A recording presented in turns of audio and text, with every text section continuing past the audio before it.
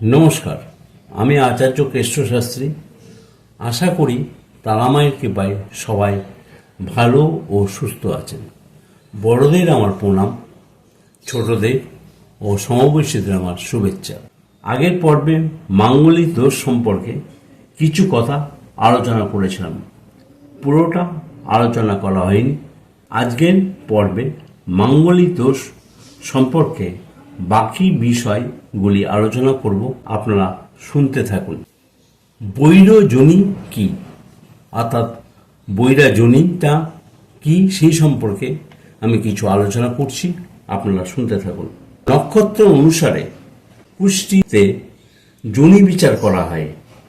এই যোনি সাধারণত পশু প্রাণীদের নাম অনুসারে হয়ে থাকে। বৈরাজনী হল জাতক বা জাতিকার কুষ্ঠিতে এক প্রাণী অপর প্রাণীর বিপক্ষে কিছু থাকলে বৈরাজনী সৃষ্টি হয়।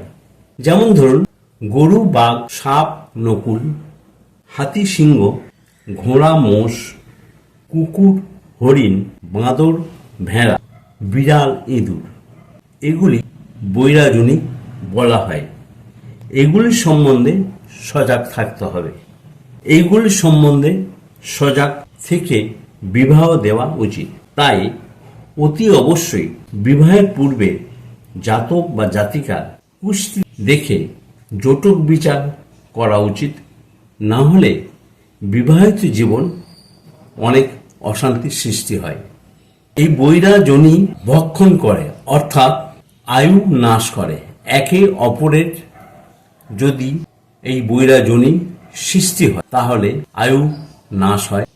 এই জন্যে অভিজ্ঞ জ্যোতিষ দ্বারা জটক বিচার করে বিবাহ দেওয়া উচিত, না হলে অশান্তির সৃষ্টি হবে।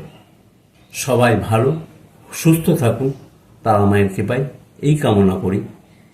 ধন্যবাদ।